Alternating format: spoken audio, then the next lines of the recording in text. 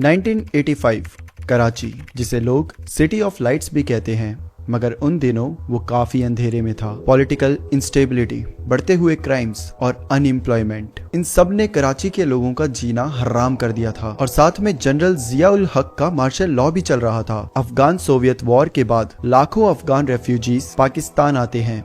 Smuggling, arms trade, drug trafficking, ये सब वहाँ पर पीक पर था। मगर उन्हें क्या पता था कि आगे उनके साथ जो होने वाला था वो एक ऐसे डरावने सपने जैसा था जो आज तक कराची के लोगों के दिल को दहला के रख देता है।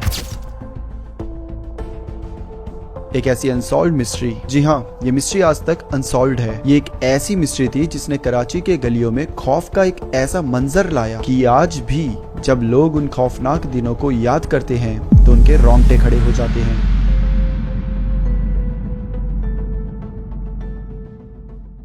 साल 1985 महीना अप्रैल का, मुल्तान का रहने वाला अल्लाह वसाया ट्रेन से कराची पहुंचता है। उसे क्लिफ्टन जाना होता है, लेकिन रात ज्यादा हो चुकी थी, इसलिए उसने सोचा सुबह तक स्टेशन पर ही आराम कर लेता हूँ। प्लेटफॉर्म पर और भी लोग सो रहे थे, कुछ मुसाफिर थे, कुछ मजदूर थे और कुछ ऐसे लोग जिनका घर नहीं था। अब ये जो वसाया होता है ये भी वहाँ पे चैन से सो जाता है, लेकिन जब उसकी आंख खुली तो सब कुछ बदल चुका था। वो खुद खून से लथपथ था, सर फटा हुआ, और उसके बिल्कुल बगल में सोए हुए दो और लोग बेजान पड़े हुए थे, और उनके सर के ऊपर भी सेम वैसी ही चोट थी जैसे उस आदमी के सर के ऊपर आई थी। इतनी गहरी चोट कि एक बार वार करने से उन सब की जान चली गई। वसाया जिंदा बच गया, लेकिन उस रात का मंजर कराची के लिए एक नई खौफनाक दास्तान की शुरुआत थी। कुछ ही दिन बाद एक ब्रिज के पास दो और लाशें मिलती है। उसके बाद 21 अप्रैल को 3 और लोग एक ही तरीके से मरे हुए पाए गए। रेलवे ट्रैक के पास एक और जिस्म पड़ा हुआ मिलता है, और 24 अप्रैल के आते आते टोटल 9 लोग एक ही पैटर्न से मारे गए थे। फिर लियारी नदी के किनारे एक गांव में 7 लोगों को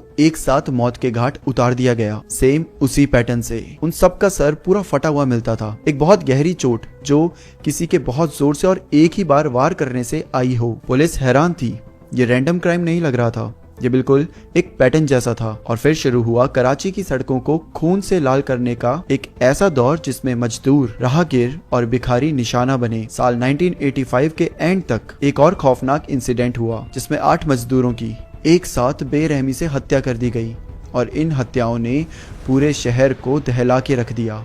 इन सारी लाशों में काफी चीजें बहुत अजीब थी। पहले तो विक्टिम्स, सारे विक्टिम्स या तो भिखारी होते थे या तो ऐसे लोग जो रोड साइड पर अपनी जिंदगी बिताते थे, बेहद गरीब लोग, यानी ऐसे लोग जो सरकारी रिकॉर्ड्स में मुश्किल से एग्जिस्ट करते हैं। दूसरी अजीब चीज ये थी कि हर एक की बॉडी पर एक डिस्टर्बिंग सी सिमिलैरिटी थी। सर पर काफी गहरा जख्म, ऐसी चोट मानो किसी ने किसी हैवी मेटल की चीज से उनके सर पर दे मारी, मोस्ट लाइकली एक हथौड़ा। और तीसरी अजीब चीज कि जहां पर भी ये लाशें मिली या जिनकी भी ये लाशें मिली, उस जगह पर ना तो कोई चोरी करी गई और ना ही किसी के साथ कोई दुष्कर्म करे गए, यानी कि उनको मारने का कोई भी रीजन सामने आ ही नहीं पाया। मारने वाला भी काफी ट्रेंड बंदा लग रहा था, मतलब एक ही बार वार करने पर उसने सामने वाले को खत्म करा। सामने वाला तो स्ट्रगल भी नहीं कर पाया, क्योंकि एक ही वार इतनी जोर से करा है कि एक ही बारी में सामने वाला चुटकी में खत्म हो गया। और ये एक के साथ नहीं बल्कि इतने सारे लोगों के साथ करा है। मारने वाले ने एक बार भी मिस नहीं करा था, इसका मतलब ये कोई हाईली ट्रेंड इंसान ही होगा। अब क्या ये बंदा हथियारा था या फिर कोई एक प्रॉपर ग्रुप चल रहा था जो कि हथियारे थे? पुलिस अभी यही सोच रही थी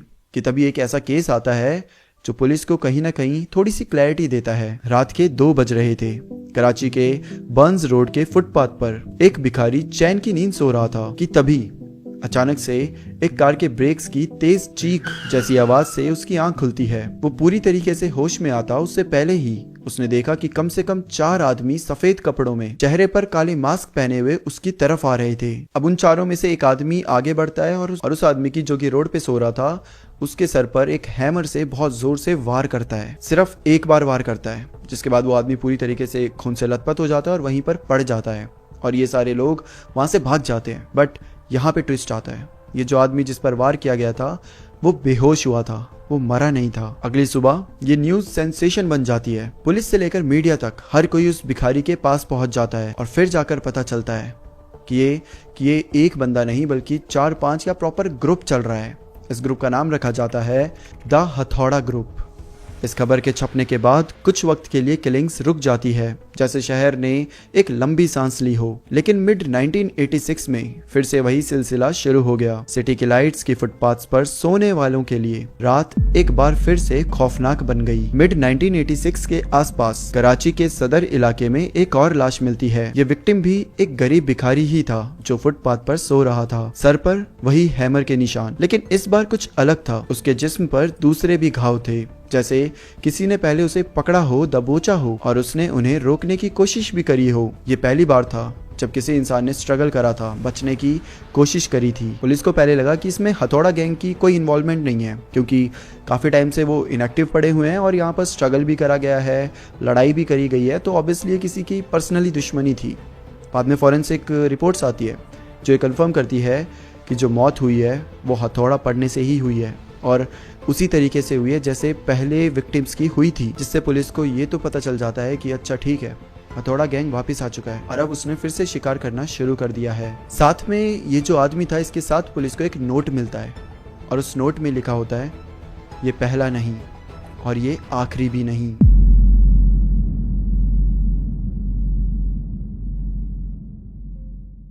इसके बाद एक के बाद एक कई सारी हत्याएं होती है। मामला कराची के बाहर भी चला जाता है। पाकिस्तान के और शहरों में भी ऐसे केसेस बाहर आने लग जाते हैं। रावलपिंडी, हजारा जैसे इलाकों से भी ऐसे केसेस सामने आने लगे, लेकिन किसी को भी नहीं पता कि इस गैंग ने एग्जैक्टली कितने लोगों को मारा, क्योंकि उस समय पर रिपोर्ट्स के मुताबिक 300 केसेस अनसॉल्व पड़े हुए थे। लेकिन गेस व्हाट, पुलिस को इन केसेस में बिल्कुल इंटरेस्ट नहीं था, क्योंकि इन सब में, इन 300 लोगों में एक भी बड़ा इंसान शामिल नहीं था। हथौड़ा गैंग जानबूझकर ऐसे लोगों को टारगेट करती थी जिनसे पुलिस को कोई लेना देना होता नहीं था। ना कोई बड़ा आदमी शामिल है, ना कोई बड़ी न्यूज आने वाली है और पुलिस को भी कोई फायदा नहीं होने वाला। बेचारे भिखारी है जिनका सरकारी डॉक्यूमेंट्स में शायद कोई एग्जिस्ट ही नहीं करता, तो अगर वो लोग गायब भी हो जाए या उनको कुछ हो भी जाए तो किसी को फर्क नहीं पड़ता। और ऐसा ही हो रहा था। ऑल्दो एक टाइम आता है जब पुलिस ने एक आदमी को गिरफ्तार करा था, लेकिन उसका हथौड़ा गैंग से कोई लेना देना नहीं था, तो फिर लैक ऑफ एविडेंस के चलते उसको छोड़ दिया गया। मगर फिर सरप्राइजिंगली, बिना किसी क्रैकडाउन के, बिना किसी को पकड़े, हथौड़ा गैंग एकदम से इनएक्टिव हो जाती है। 1985 से 1986 सिर्फ 2 सालों में कराची, या यूं कह लो कि पूरे पाकिस्तान की रात इतनी भयानक बीती कि हर रात लोगों के दिलों में एक ही डर रहता था कि कहीं अगला नंबर उनका ना हो। लेकिन अचानक से 1986 के बाद ये केसेस आना ही बंद हो गए और यहीं से शुरू होती है थ्योरीज का सिलसिला। एक के बाद एक कई ऐसी कॉन्स्पिरेसी थ्योरीज बाहर आई जिन्होंने सबके होश उड़ा दिए। मीडिया और पॉलिटिकल सर्कल में 4 बड़ी थ्योरीज सामने आती हैं। पहली थ्योरी थी द सोवियत अफगान कॉन्स्पिरेसी। कुछ लोगों का कहना था कि ये सब रशियन इंटेलिजेंस एजेंसी के लोग अफगान एलिमेंट्स के साथ मिलकर कर रहे थे। मकसद था कराची को डिस्टेबलाइज करना, इलेक्शन से पहले अफरा तफरी फैलाना और पाकिस्तान को उसकी अफगान पॉलिसीज की सजा देना। उस वक्त पर कोल्ड वॉर अपने पीक पर थी और पाकिस्तान ओपनली अफगान सर्जेंट्स को सपोर्ट कर रहा था। तो क्या ये उसका जवाब था? किसी को नहीं पता। अब दूसरी थ्योरी थी द लिबिया कनेक्शन। दूसरी थ्योरी ने लिबिया का नाम घसीट लिया। अफवाह उड़ी एक लिबियन कॉरपोरेशन और एक आदमी जिसका नाम अमार बताया गया था इसके पीछे थे, लेकिन इस थ्योरी को सपोर्ट करने के लिए कभी कोई सॉलिड प्रूफ सामने ही नहीं आया। ऐसा कहा जाता है कि कुछ लोग रोज शाम को लिबिया से कराची आते थे और ये सब करके वापस लिबिया निकल जाते थे, मगर प्रूफ कुछ भी नहीं। तीसरी थ्योरी थी द सैटेनिक कल्ट। अब ये तीसरी थ्योरी सबसे ज्यादा सेंसेशनल थी, द सैटेनिक कल्ट थ्योरी। कुछ इंग्लिश मैगजीन्स ने लिखा कि शायद ये किसी ऐसे कल्ट का काम था जो ह्यूमन ब्लड सेक्रीफाइस करता था। उन्होंने ये भी सजेस्ट किया कि कराची में कुछ लोग जो स्मगलिंग के थ्रू रातों रात अमीर हो गए थे, उन्होंने सीक्रेट क्लब्स बना लिए थे। लेकिन फिर वही सवाल, कोई एविडेंस, कोई अरेस्ट, कुछ भी कॉन्क्रीट एविडेंस नहीं दिखा रहा था। और चौथी थ्योरी थी द जनरल स्ट्रेटेजी। ये चौथी थ्योरी सबसे ज्यादा कंट्रोवर्शियल थी। कुछ लोगों का मानना था कि पाकिस्तान के उस टाइम के डिक्टेटर मोहम्मद जिया उल हक, उन्होंने खुद इस डर को लोगों के बीच फैलाया। मकसद था पब्लिक को इतना डरा दो कि वो सिक्योरिटी के नाम पर हर तरह के टॉर्चर को एक्सेप्ट कर ले। लेकिन ये इल्जाम भी कभी प्रूव नहीं हो पाया। बाद में कई रिपोर्ट्स ने ये भी बताया कि इस केस को, इस पूरे हथौड़ा ग्रुप के केस को जानबूझकर दबा दिया गया। इनको सेंसिटिव ऑफिशियल्स और डिप्लोमेटिक कंसर्न्स के हवाले कर दिया गया। फाइल्स धीरे धीरे ठंडी पड़ती गई, इन्वेस्टिगेशन स्लो होती गई और विटनेस चुप होते गए। और फिर आता है वो क्लासिक जुमला जो पाकिस्तान के कई सारे बड़े केसेस के साथ जोड़ दिया गया, मिट्टी पाओ, मतलब दबा दो, आगे बढ़ो, पीछे क्या हुआ भूल जाओ। और इसी के साथ ये केस यहीं पर खत्म हो गया। हथौड़ा ग्रुप आज भी एक पहेली बना हुआ है। क्या वो फॉरेन एजेंट्स थे? क्या कोई सैटेनिक कल्ट था, या बस कुछ एनोनिमस किलर्स जो हिस्ट्री के अंधेरे में खो गए? ना कोई कंक्लूसिव एविडेंस कभी पब्लिक हुआ, ना किसी को कोर्ट में कन्विक्ट किया गया। लेकिन आज भी पाकिस्तान की गलियों में देर रात लोगों की डर की गवाही देती है कि उन 2 सालों में उन्होंने जो सुना और देखा, ना वैसा उन्होंने उससे पहले कभी देखा था और ना उसके बाद कभी ऐसा सुना।